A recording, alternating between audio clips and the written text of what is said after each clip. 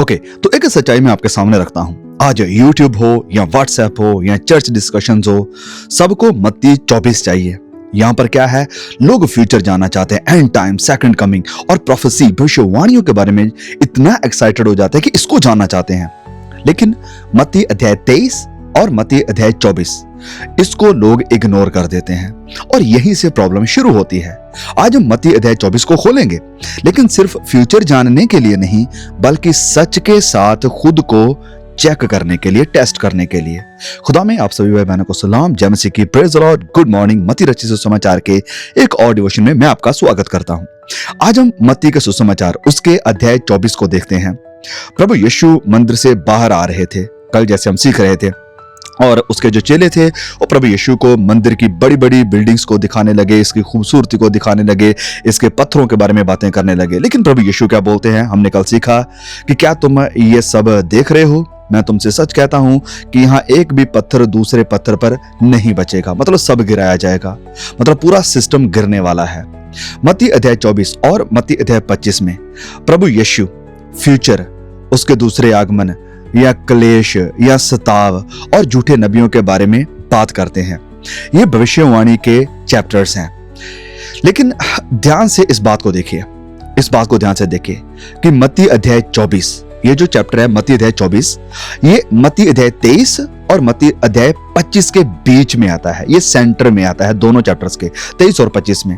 और ये by chance नहीं है, ये बाय चांस नहीं है, ये परमेश्वर का प्लान है, योजना है।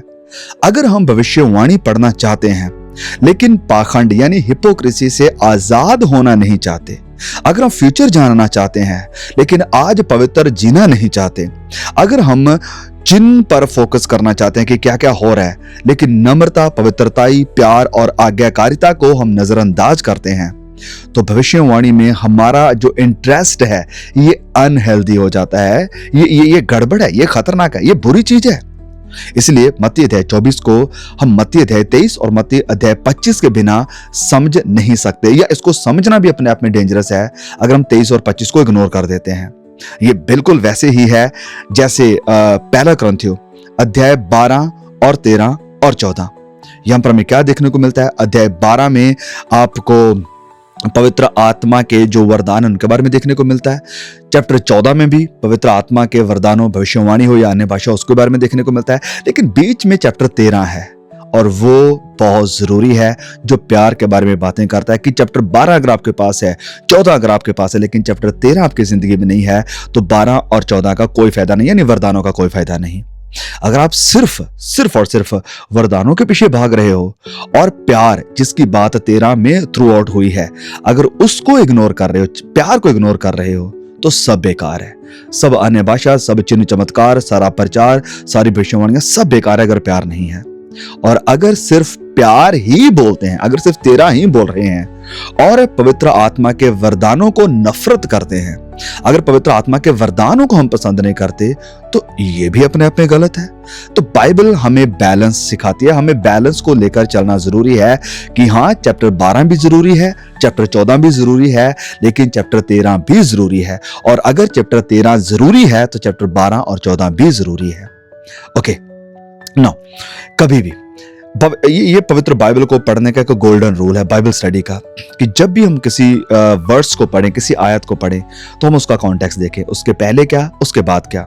जब हम किसी चैप्टर को भी पढ़ें तो उस चैप्टर के भी हम पहले वाले चैप्टर्स को देखें और उसके बाद आने वाले चैप्टर्स को देखें कि यहाँ पर सीरीज क्या चल रही है, क्या लड़ी चल रही है यहाँ पर। तो बाइबल कोई एक व्हाट्सएप मैसेज नहीं है कि जहां भी आपका दिल करे बीच में उठाकर पढ़ लिया। पवित्र बाइबल एक पूरा लेटर है, हर एक किताब एक पूरा खत है, जिसको आप बीच में उठाकर, एक आयत को उठाकर, एक चैप्टर को उठाकर नहीं पढ़ सकते। आप पूरी किताब को, पूरे खत को पढ़ेंगे तो आपको समझने में आसानी होगी, आप कभी भी गलत नहीं समझेंगे।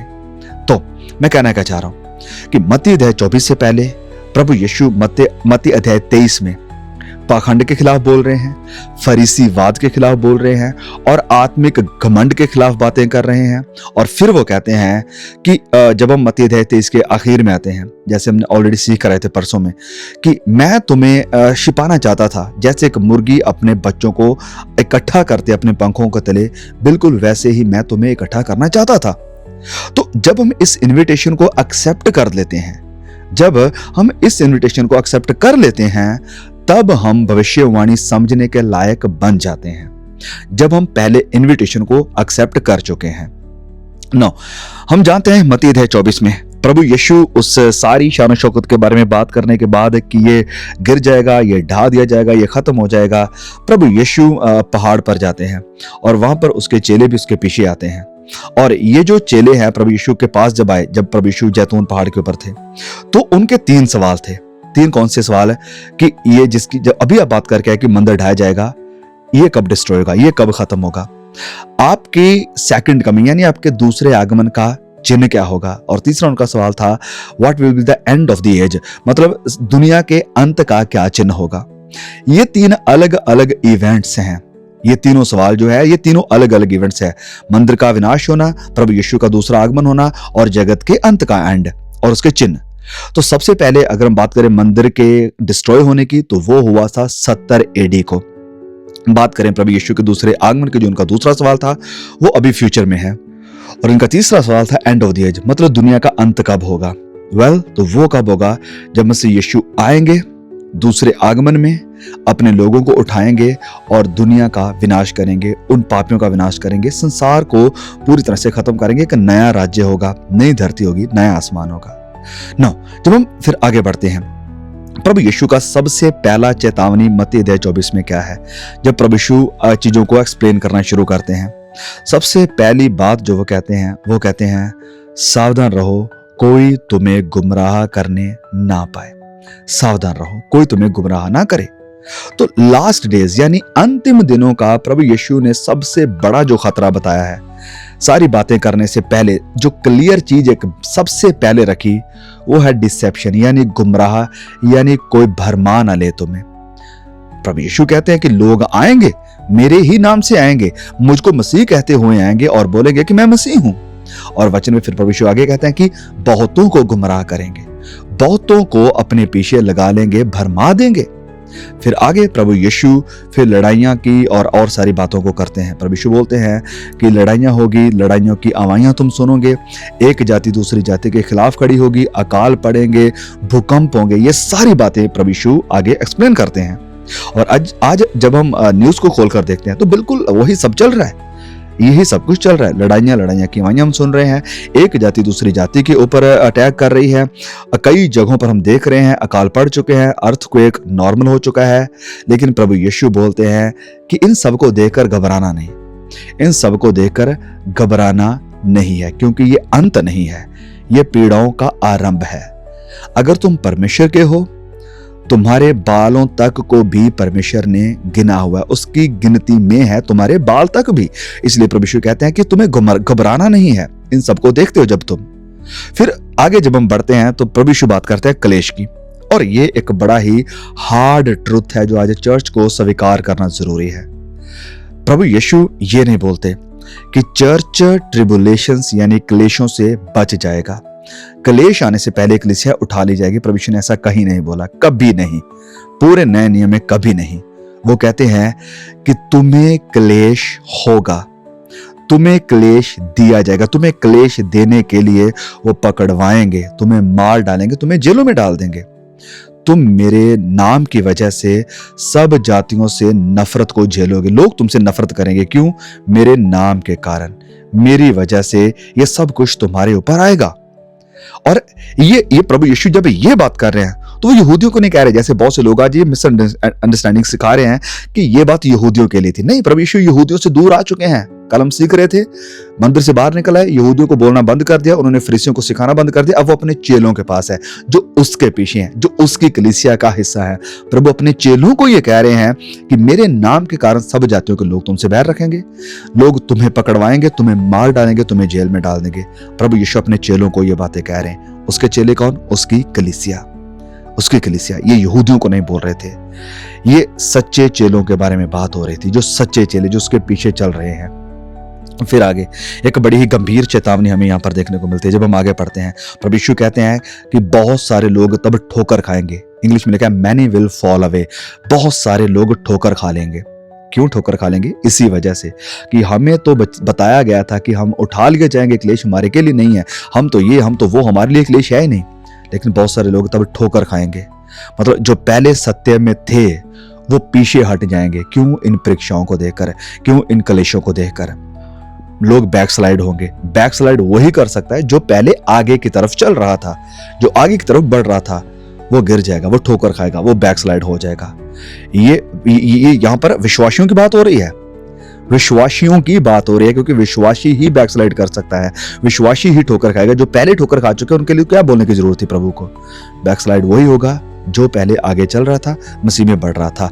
तो यहां पर विश्वासियों के बारे में बात हो रही है।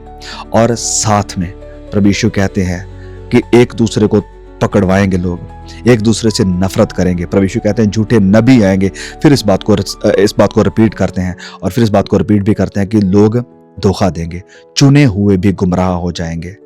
तो मेरे भाई मेरी बहन, इस बात को ध्यान से सुने। ये वही दिन है जिनमें आज हम जी रहे हैं। इसलिए परमेश्वर के वचनों में अपने आप को स्ट्रॉन्ग करें। Be rooted in the word of God. प्रभु के वचनों में स्ट्रॉन्ग हो जाए, वचनों को जाने, वचनों को पढ़ें। एटलीस्ट 15 मिनट सुबह के जरूर दें वचनों को। और फिर एक बड़ी जरूरी बात है, प्यार में मजबूत बनो, प्यार में पक्के हो जाओ, प्यार में अपने आप को स्थिर करो। फिर तीसरी बात है स्ताव, यानी परसिक्यूशन यानी क्लेशों के लिए अपने आप को तैयार रखो। प्रार्थना करो, पवित्र आत्मा को मांगो कि मुझे तैयार कर, मुझे हिम्मत देना, मुझे बल देना। प्रभु यीशु ने ये वायदा नहीं किया कि संघर्ष नहीं होगा, प्रभु यीशु ने ये नहीं कहा, लेकिन ये जरूर वायदा किया कि हर क्लेश में भी मैं तुम्हें शांति और अपना अनुग्रह दूंगा और मैं तुम्हारे साथ खड़ा हूंगा। मेरे प्रिय भाई मेरी बहन, प्रभु के लिए मजबूत खड़े रहो। वचन कहता है कि अंत तक वफादार रह, प्राण देने तक वफादार रह, मैं तुझे जिंदगी का मुकुट दूंगा। और तैयार रहो अपने दुल्हे से मिलाप के लिए, अपने दुल्हे से मिलने के लिए। प्लीज इस मैसेज को शेयर करें और भाई बहनों तक पहुंचाएं। मैं आपसे दोबारा फिर मिलूंगा किसी नए मैसेज के साथ। तब तक लिखो मुझे आपको हम सबको संभाल कर रखे। आमीन।